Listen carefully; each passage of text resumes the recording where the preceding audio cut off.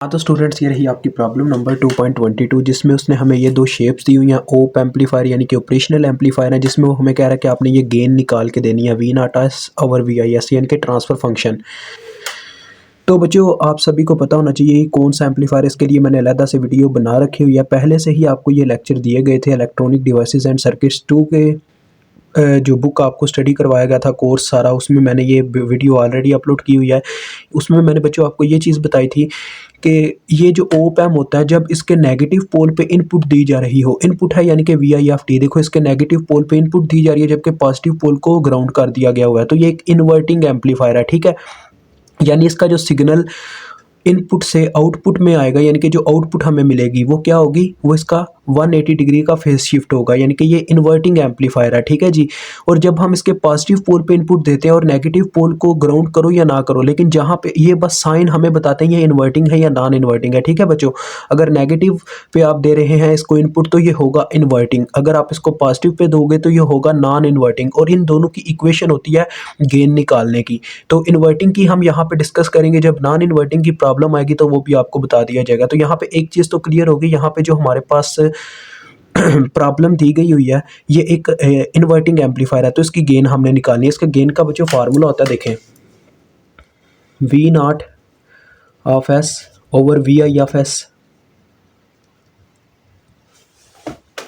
Is equal to minus times of Z2 over Z1। ये इसका बच्चों फार्मूला होता है। अब यहाँ पे माइनस क्यों आया, क्योंकि ये एक इन्वर्टिंग एम्पलीफायर है। तो पहले मैं ए जूस के लिए करूँगा फिर बी जूस के लिए। ए मीन्स ये जो आपको ऊपर शेप नज़र आ रही है ये वाली, तो पहले मैं Z2 और Z1 निकालता हूँ। बच्चों देखो, ये जो इनपुट के साथ ये जो वायर में रेजिस्टेंस इम्पीडेंस आपको नज़र आ रही है ना, जो यहाँ तक आ रही है, मतलब कि नेगेटिव पोल तक इनपुट से जो आ रही है इम्पीडेंस, यानी इस वायर में जो इसकी रेजिस्टेंस है और साथ में ये कैपेसिटेंस है, ये इसकी Z1 वैल्यू है, यानी कि इनपुट इम्पीडेंस है। वो तो एक होती है ओप एम्प की इनपुट इम्पीडेंस, लेकिन हम ये सर्किट की बात कर रहे हैं, ये Z1 है। ठीक है जी। और जो हमें ये जो वायर आ रही है, जो आउटपुट की जानिब से एक वायर आ रही है इनपुट की जानिब, ये देखें, ये यहाँ से कनेक्शन करवा के डायरेक्ट आ रही है ये वायर किस तरफ, इनपुट की तरफ, ये होती है इम्पीडेंस Z2। ठीक है, तो मैं Z1 और Z2 फाइंड आउट करूँगा और यहाँ पे पुट कर दूंगा बस। तो देखो यहाँ पे इस रेजिस्टर और इस कैपेसिटर के दरमियान क्या रिलेशनशिप है, ये दोनों आपस में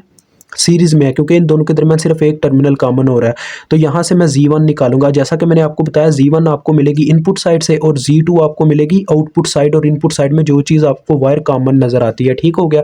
तो पहले मैं Z1 निकालता हूँ। देखें, ये दोनों बच्चों अगर आपस में क्या है, सीरीज़ में है, तो इनकी इम्पीडेंसेस प्लस हो जाएंगी। अब आपको ये पता होना चाहिए एक कैपेसिटर की इम्पीडेंस क्या होती है। कैपेसिटर की इम्पीडेंस बच्चों हमेशा इस तरह से निकाली जाती है, 1/SC, ये उसका फार्मूला होता है, यानी कि 1/S के साथ बटे में C यानी कि उसकी कैपेसिटेंस को ज़रब दे दो, ये फार्मूला होता है। तो देखो Z1 का क्या आ जाएगा मेरे पास, और रेजिस्टेंस एज इट एज लिखी जाती है इम्पीडेंस में, यानी ये आ जाएगा देखो 500K। अब सीरीज़ में आपको पता है वैल्यूज़ जमा हो जाती हैं, तो प्लस 1/, देखो फार्मूला लगा दिया 1/SC, S और C की क्या वैल्यू है, 2 माइक्रो फैरड, यानी कि 2 माइक्रो वैल्यू है C की कैपेसिटेंस की, तो ये आ जाएगा 2 माइक्रो S। ठीक है जी, ये आपके पास आ गया। अब आप इसको सिंप्लीफाई कर लें, इसका एलसीएम वगैरह ले लें। देखिए, अगर मैं इसका एलसीएम लेता हूँ तो वो आएगा 2 माइक्रो S, और इसके बटे में कुछ भी नहीं है, तो ये पूरे का पूरा 2 माइक्रो ऊपर जाके ज़रब खा जाएगा। तो देखो क्या आएगा, 2 micro S into 500K plus 1, ऐसे आ जाएगा। ठीक है जी। अब ज़रा बच्चों गौर से देखिएगा कि यहाँ पे हमारे पास 500 से जब 2 ज़रब खाएगा तो ये आ जाएगा पूरा 1000। ठीक है, 1000, और ये K भी 1000 ही होता है, तो 1000 ज़रबे 1000 करें तो आपको पता है 10⁻6 बन सकता है, क्योंकि 10⁻3 और 10⁻3 दोनों मिलकर 10⁻6 बनाएंगी, और ये 10⁻⁻6 है, ये भी आप जानते हैं, ये जो माइक्रो है। यानी कि आप इसको कैलकुलेटर पे चेक कर सकते हैं, मैं आपको कैलकुलेटर पे भी करवा सकता हूँ, लेकिन वो करवाने की ज़रूरत नहीं है। आपको बता रहा हूँ 2 के साथ जब 5 ज़रब खाएगा ये आ जाएगा 10, यानी कि 1000 आ जाएगा 10⁻3, और ये भी 10⁻3, यानी ये आ गया 10⁻6, और ये है 10⁻6, ये हमारा माइक्रो। जब ये दोनों आपस में मल्टीप्लाई खाएंगे तो इनकी पावरें ऐड हो जाएंगी 10⁻6। चलो यार, एक स्टेप आपके लिए कर देता हूँ, क्योंकि मुझे पता है बच्चों ने फिर क्वेश्चन करना है। देखें, इस तरह से आ जाएगा 10⁻6, ये माइक्रो का आ गया। ठीक है, साथ में इसके S मौजूद है। 2 आपको मैंने बोला मल्टीप्लाई हो गया 5 से, इसने इसको 10 कर दिया, तो ये जब 1000 हुआ है तो 1000 यानी कि 10⁻3 और ये 10⁻3 दोनों मिलके क्या बनाते हैं, 10⁻6। इस तरह से आ गया, ठीक है। +1 और बटे में है 2 माइक्रो एस। अब ज़रा गौर से देखिएगा, ये दोनों आपस में कैंसिल हो जाएंगे, यानी कि इनकी पावर प्लस होकर 10 पर 0 जो कि 1 के इक्वल होता है, तो आ जाएगा S+1/2 माइक्रो एस। तो ये आपके पास आ गया जी, ठीक है जी। अब आप निकालेंगे Z2 ज़रा गौर कीजिएगा, Z1 हमारा आ गया। अब Z2 निकालेंगे। देखें Z2 ये हमारे पास इस साइड पे होता है, मैंने आपको बताया था V0 और VI की तरफ आने वाली वायर में जो आपको इम्पिडेंस मिलेगी वो Z2 होगी। तो ये हमारी Z2 है, ये जो 100 किलो ओम और 2 माइक्रो फैरड है। तो देखो इन दोनों के दरमियान भी बच्चों रिलेशनशिप क्या है, ये दोनों आपस में सीरीज़ में है, क्योंकि इन दोनों के दरमियान सिर्फ एक टर्मिनल कॉमन हो रहा है। जब दो इम्पिडेंसेस या रेजिस्टेंसेस के दरमियान दोनों टर्मिनल कॉमन हो अपर लोअर, तो वो फिर पैरेलल में होते हैं, अदरवाइज वो सीरीज़ में होता है। तो ये दोनों सीरीज़ में, इन दोनों की वैल्यू भी जमा हो जाएगी। देखें 100K प्लस, अब ये कैपेसिटेंस इसकी कैसे लिखी जाएगी, इसकी इम्पीडेंस आएगी 1/SC के साथ, यानी कि 1/S के साथ C इसकी ज़रब खाएगी, जो कि है ही 2 माइक्रो इसकी भी, तो ये आ जाएगा 1/2 माइक्रो S, ठीक है जी। तो आप इसको भी सॉल्व करें एलसीएम से, 2 माइक्रो S आ गया। और यहाँ पे आ गया हमारे पास, देखें यहाँ पे आपके पास आ जाएगा 100K के बटे में कुछ भी नहीं है, तो ये 2 माइक्रो ऊपर जाके ज़रब खा जाएगा, 2 micro S +1 as it is आ जाएगा, क्योंकि इसके बटे में ये पूरी रकम ऑलरेडी मौजूद है। तो देखो Z2 क्या आएगा, ज़रा गौर कीजिएगा, ये 200 कर देगा इसको, ठीक है। 200 करने के बाद देखो 2 × 10 पर 5 बन रहा होगा, यानी कि 200K है ना, तो इसके 2 0, 2 के साथ 2 0 होंगे और K के साथ 3 0 होंगे, 3 और 2 5, 5 0 हो गए, ठीक है जी। 5 0 और इसके हैं 10 पर, यानी इस तरह से आएगा। देखें 2 × 10 पर 5, ठीक है। ये ऐसे आ जाएगा जब 2 इसके साथ ज़रब खा चुका होगा, और साथ में आ जाएगा, देखें ये माइक्रो जो है 10 पर -6 और साथ में S +1/2 माइक्रो S। ये आपको मैं एक एक चीज़ बता रहा हूँ। तो देखो ये क्या आ जाएगा हमारे पास, ज़रा गौर कीजिएगा। ये हमारे पास बच्चों आ जाएगा कुछ इस तरह से, गौर करना कि ये 10 पर -1 पावर बच जाएगी, जो इसको कर देगी 0.2, तो ये आ जाएगी 0.2 S+1/2 माइक्रो S, ठीक है जी। ये आपका आ गया। तो अब आप उठा के इसको पुट कर दें उसमें, तो आपको गेन मिल जाएगी। तो यहीं पे मैं एक ही गेन निकाल देता हूँ। देखें Z2 ऊपर पुट करना है और Z1 हमने नीचे पुट करना है। तो देखें Z2 पहले मैं पुट करता हूँ, 0.2 S+1/2 माइक्रो S, और साथ में ये बाहर माइनस है, ठीक है जी। और इसके बटे में अब Z1 पुट करता हूँ। देखें Z1 आया हुआ है हमारे पास S+1/2 माइक्रो S। अब देखो बच्चों इनका बटे का बटा सेम है, तो वैसे भी आपको पता, अगर डिवाइड को मल्टीप्लिकेशन बनानी हो तो नीचे वाली रकम उलट जाती होती है, तो बटे का बटा सेम है, तो ये आपस में काट सकते हैं ऐसे। जिन बच्चों को मैथ नहीं आता उनके लिए मैं एक स्टेप यहाँ पे अब करने वाला हूँ, क्योंकि मुझे पता अक्सर बच्चे मैथ में कमज़ोर होते हैं। तो VIFS ज़रा गौर से देखिएगा, होगा क्या, माइनस तो यहाँ पे शुरू में ही है, ठीक है। तो ऐसे आ जाएगा, देखें 0.2 S+1/2 माइक्रो S। अब जैसा कि मैंने आपको बताया, ये रकम जो ऊपर वाली Z2 है डिवाइड कर रही है Z1 को। तो अब अगर हम इसको मल्टीप्लिकेशन में लिखना चाहे तो हम इस तरह से लिख सकते हैं, Z2 × 1/Z1, यानी कि Z1 की टर्म सारी उल्टी हो जाएंगी, ये 2 माइक्रो S ऊपर उलट जाएगा, यानी कि इसका नॉमिनेटर डिनोमिनेटर बन जाएगा और डिनोमिनेटर नॉमिनेटर बन जाएगा, यानी ऐसे आ जाएगा 2 माइक्रो S/S+1। आप समझ आ गई, ऐसे आ जाएगा। तो देखें ये आपस में कट गए बच्चों, और ये आ गई आपके पास इक्वेशन 0.2 S+1/S+1। अब बाहर था इसके माइनस, तो आप यहाँ पे चाहो तो ऐसे बाहर माइनस लगा रहने दो, या माइनस को अंदर ऑब्जर्व करके इनके ऊपर वालों के साइन चेंज कर दो, जैसा आपको बेटर लगता है आप वैसे कर सकते हैं, ठीक है जी। और इसको मज़ीद भी बच्चों सॉल्व किया जा सकता है, यानी कि इसके इशारिये को हटाने के लिए बटे में 10 लाया जाए और यहाँ पे भी 10 आ जाएगा, तो इसको बनाया जा सकता है। देखो मैं आपको बताता हूँ, 2S + 10 और बटे में 10S + 10 ऐसे आ सकता है, लेकिन आप ऐसे ही रहने दो तो ये ज़्यादा बेटर है, ठीक है। ये आपका आंसर आ गया फर्स्ट जूस का। बी जूस करते हैं। देखें बच्चों बी जूस में ज़रा गौर कीजिएगा, बी जूस में हमारे पास देखें जो इनपुट इम्पीडेंस है Z1, इसको हम बोलेंगे अब Z1 प्राइम, क्योंकि अब हमने प्रीवियस में Z1 नाम रख लिया हुआ है, क्योंकि ये जब सर्किट अगर एक ही क्वेश्चन में आ जाए तो आपको इम्पीडेंस दूसरी के लिए एक डिफरेंट नाम सोचना पड़ेगा, ठीक है। तो यहाँ पे देखो Z1 जो इनपुट इम्पीडेंस है इनपुट साइड पे Z1, इन दोनों के दरमियान है सीरीज़ रिलेशनशिप, ये दोनों सीरीज़ में एक टर्मिनल सिर्फ कॉमन है, और ये हम पहले भी निकाल चुके हुए हैं। मैं आपको यहाँ पे दिखा देता हूँ, देखें 100 किलो ओम और 2 माइक्रो फैरड का हम पहले भी ऊपर निकाल चुके थे, बस बट वो Z2 था हमारा, देखें वो Z2 था, यानी कि इन दोनों का सीरीज़ कम्बिनेशन। तो आपने बस यहाँ पे ये लिखना है Z1 प्राइम, अगर आपका यानी कि ये दोनों क्वेश्चन अगर आपके इकट्ठे आए हो तो आप इस तरह से लिख दीजिएगा बस, Z1 prime is equal to Z2 which is equal to जो आपके पास वैल्यू आई थी 0.2s प्लस 1/2 माइक्रो एस, इस तरह से मेंशन कर देंगे तो समझने वाला समझ जाएगा कि बच्चे को पता है इस चीज़ का ये कैसे आया। ठीक है, अब ज़रा गौर कीजिएगा, ये जो Z2 है इसका, इस हमारे सर्किट का ये जो हम कर रहे हैं Z2 प्राइम जिसे हम कहेंगे, ठीक है, वो थोड़ा डिफ़िकल्ट टाइप है क्योंकि इसमें देखें कुछ रिलेशनशिप ऐसा है कि इसमें एक ऐसी वायर भी मौजूद है जो पैरेलल में दो चीज़ें लगी हुई हैं। देखें ये रजिस्टर इस कैपेसिटर के साथ पैरेलल में है, किस तरह से देखें, एक टर्मिनल यहाँ पे इन दोनों का कॉमन हो रहा है वायर का और दूसरा टर्मिनल यहाँ पे कॉमन हो रहा है, यानी ये दोनों हुए आपस में पैरेलल में, तो इनका पैरेलल पहले हम निकालेंगे। तो पहले तो मैं कैपेसिटर की बच्चों लिखना चाहूँगा उस फॉर्म में, क्या नाम है, कैपेसिटर को लिखना चाहूँगा इम्पीडेंस की फॉर्म में, क्योंकि हम इम्पीडेंस की फॉर्म में ही इसका पैरेलल निकाल सकते हैं। तो क्या आएगा, इसका इम्पीडेंस ज़रा गौर से देख लीजिएगा, ये मैं आपको सर्किट अलहदा से बना के दिखा रहा हूँ। देखिए 100 किलो ओम, ठीक है जी, और साथ में ये कैपेसिटेंस लगा हुआ है 2 माइक्रोफैरड है ना, वही फार्मूला 1/s तो ये आ जाएगा 1/s साथ में C, यानी कि 1/2 माइक्रो एस आ जाएगा, क्योंकि 2 माइक्रोफैरड इसकी कैपेसिटेंस है, यानी कि C की वैल्यू 2 माइक्रो है, तो S से ज़रब होने के बाद ये आ जाएगी 1/2 माइक्रो एस, ये इसकी आगे इम्पीडेंस। तो इनका अब एक टर्मिनल यहाँ पे कॉमन हो रहा है और एक टर्मिनल यहाँ पे कॉमन हो रहा है इनकी वायर्स का, जैसे मैंने वहाँ पे भी दिखाया। तो ये पैरेलल में है, इनका पैरेलल के नाम से, Z के नाम से इनका पैरेलल निकाल लेते हैं इन दोनों का। ठीक है, तो देखो मैं Z के नाम से निकालने लगा, ज़रा गौर कीजिएगा। पैरेलल में आपको पता है वैल्यूज़ का क्या होता है, ऊपर मल्टीप्लिकेशन नीचे सम हम करवाते होते हैं, तो यहाँ पे भी यही काम होगा। देखो ऊपर वैल्यूज़ की मल्टीप्लिकेशन हो जाएगी 100 के मल्टीप्लाई बाय 1/2 माइक्रो एस, और नीचे सम हो जाएगा 100 के प्लस 1/2 माइक्रो एस। समझ आ गई, ये चक्कर होगा। ओके हो गया बच्चों, तो ज़रा गौर कीजिएगा, इसको हम सॉल्व करते हैं थोड़ा।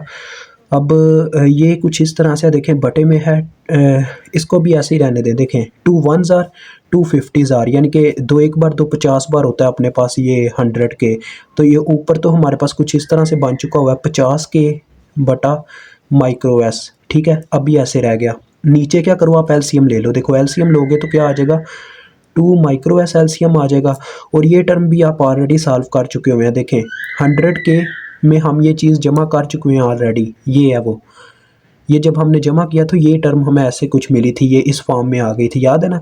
देखें ये हमने ऑलरेडी बच्चों किया हुआ है, 100 के में ये चीज़ हम ऑलरेडी जमा कर चुके हुए हैं, प्लस 1/2 माइक्रो एस, तो ये इसका रिजल्ट ये निकला था। तो ये यहाँ पे आप पुट कर दो, देखो जो आ जाएगा, देखो 0.2s प्लस 1, ये ऐसे फॉर्म आ जाएगी। ठीक है, अब जब हम इसको उल्टाएंगे तो इसकी फॉर्म कुछ इस तरह से बन जाएगी। देखें 50 के ओवर माइक्रो एस, जैसे मैंने आपको ऊपर वो करके दिखाया था, यानी कि डिवाइड को जब हम मल्टीप्लाई बनाते हैं तो नॉमिनेटर डिनोमिनेटर बन जाता है, यानी कि ये ऊपर आ जाएगा और ये नीचे ऐसे हो जाएगा 2 micro S over 0.2s plus 1, ये ऐसे आ जाएगा।